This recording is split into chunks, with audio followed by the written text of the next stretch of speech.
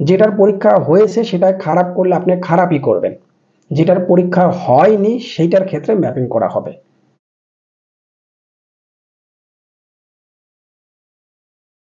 JSC এবং SSC দুটো সম্মিলিতভাবে কিন্তু এখন রেজাল্টটা ম্যাপিং করা হচ্ছে 2024 সালের এইচএসসি পরীক্ষার্থীদের জন্য। ভালো হবে না খারাপ হবে, চলো সেটা একটু দেখি। যারা এসএসসিতে কোনো একটা বিষয়ে খারাপ করেছিলে তাহলে তাদের জেএসসির রেজাল্টটা নিয়ে সেটা কাউন্ট করা হবে। যারা গ্রুপ পরিবর্তন করেছো সেক্ষেত্রেও সেটাই প্রযোজ্য। ধরো তুমি সায়েন্স থেকে আর্টস বা কমার্সে এসেছো, সেক্ষেত্রেও কিন্তু ওরা জেএসসি রেজাল্টটা দেখবে। অর্থাৎ তোমার সামগ্রিক ফলটা মূল্যায়ন করা হবে। তুমি যদি আগের পরীক্ষাগুলো খারাপ করে থাকো, শুধুমাত্র যে পরীক্ষাগুলো তুমি এখনো দাওনি শুধু সেইগুলোর ক্ষেত্রে, যেগুলো পরীক্ষা হয়ে গেছে সেটার নাম্বার কিন্তু তোমাকে কাউন্ট করা হবে। অর্থাৎ সেটা আপনি ভালো করলে ভালো, খারাপ করলে খারাপ। কোনো কারণে তুমি কি করেছো, তুমি বাংলা ইংলিশ আইসিটি কোনো একটা খারাপ করেছো, তাহলে তোমার রেজাল্ট কিন্তু খারাপ আসবে। আবারও বলতেছি, গণহারে আপনি পাশ করে যাবেন সেটা কিন্তু না, 100% পাস তো হবে না, ফেল আসবে, অনেক শিক্ষার্থী আসবে। যারা আইসিটিতে খারাপ করেছে ফেলই আসবে, কিছু করার নেই, কারণ আইসিটি পরীক্ষা আপনার হয়নি।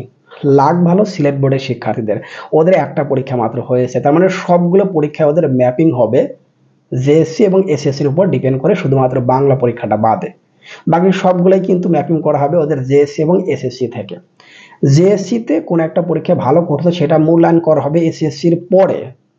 এসএসসিতে যদি তোমার সাবজেক্ট রেজাল্টগুলো ভালো থাকে তাহলে সময় ভালোই দেওয়া হবে। কোনো কারণে এসএসসিতে একটা সাবজেক্টে তুমি খারাপ করেছো, তখন দেখবে জেএসসি তোমার রেজাল্টটা কেমন ছিল সেইটার উপরে ম্যাপিং করে করা হবে। 2 থেকে 3টা সাবজেক্ট আপনি আগে ফেল গিয়েছিলেন, কথা বলতেছি, পরে পাশ করেছেন, কিছু করার নেই, তারপর আপনাকে জেএসসির সাবজেক্টগুলো দেখে এটা করা হবে।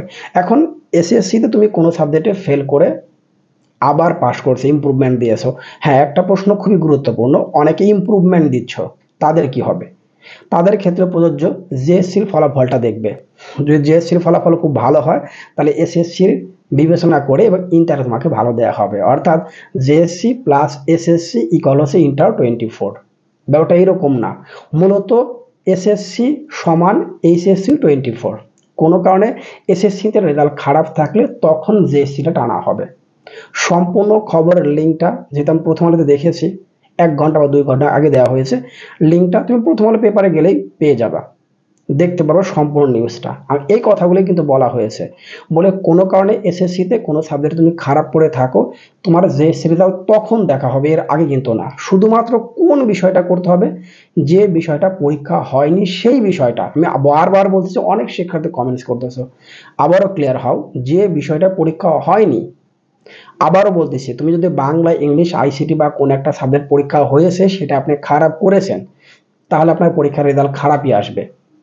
যদি যেটার পরীক্ষা হয়নি সেটা শুধু জেএসসি এবং এসএসসির রেজাল্টটা টানা হবে, দুটো অ্যাভারেজ করা হবে। অ্যাভারেজ করা হবে না, এসএসসি যদি খুব ভালো হয় তাহলে আপনার ভালোই হবে, যদি এসএসসিতে খারাপ করেন তাহলে জেএসসিটা টেনে এনে অর্থাৎ অ্যাভারেজ করে ভালো দেওয়া হবে। আশা করি ব্যাপারটা ক্লিয়ার হয়েছে, সব দিক দিয়ে ক্লিয়ার। গ্রুপ চেঞ্জ করলে একই অবস্থা, গ্রুপ চেঞ্জ করেছেন আপনার জেএসসি রেজাল্ট দেখা হবে, গ্রুপটা চেঞ্জ করেছেন জেএসসি রেজাল্ট দেখা হবে। তাহলে মূল সংবাদটা আরেকবার রিভিউ করি। প্রথম হচ্ছে, যে কটার পরীক্ষা হয়ে গেছে রেজাল্ট আপনি যতটুকু পরীক্ষা দিয়েছেন, যেভাবে দিয়েছেন, ভালো মন্দ যেটাই করেছেন সেটাই আসবে। যদি পরীক্ষা খারাপ দিয়ে থাকেন রেজাল্ট খারাপ আসবে, ভালো দিয়ে থাকলে ভালো আসবে। কিন্তু যেটার পরীক্ষা হয়নি সেটার ব্যাপারে কি হবে, সেটা হচ্ছে এসএসসি রেজাল্টটা আগে দেখা হবে। যদি দেখেন এসএসসিতে আপনি খারাপ করেছিলেন তখন জেএসসি রেজাল্টটা দেখা হবে, দুটো অ্যাভারেজ করে আপনার রেজাল্টটা দেওয়া হবে। তাহলে বোর্ড থেকে কম্প্রোমাইজ করা হবে আপনাকে ভালো করানোর জন্য, খারাপ কিন্তু না, দুটো অ্যাভারেজ করার জন্য। মানে আপনার যে খুব খারাপ আসবে সেটা এখন পর্যন্ত যে নিউজটা দিয়েছি সে অনুযায়ী খারাপ মনে হচ্ছে না, ভালো কিছুই হবে এটাই মনে হচ্ছে, খারাপ হওয়ার কোনো প্রশ্ন আসতেছে না এখন পর্যন্ত। কিন্তু যে পরীক্ষাগুলো হয়ে গেছে সেটা যদি খারাপ করে থাকেন তাহলে আপনার জন্য খারাপ রেজাল্ট আসবে। আশা করি এতক্ষণ যে কথাগুলো বললাম আপনি ক্লিয়ার হয়েছেন। গ্রুপ পরিবর্তন করার জন্য একই প্রযোজ্য, আগের বছর ফেল করেছেন সেটার পরীক্ষা হয়নি পাস করবেন, কিন্তু সেটার পরীক্ষা হয়ে গেছে খারাপ করেছেন আপনি ফেলই করবেন। আই থিঙ্ক বিষয়টা ক্লিয়ার। ভালো থাকুন।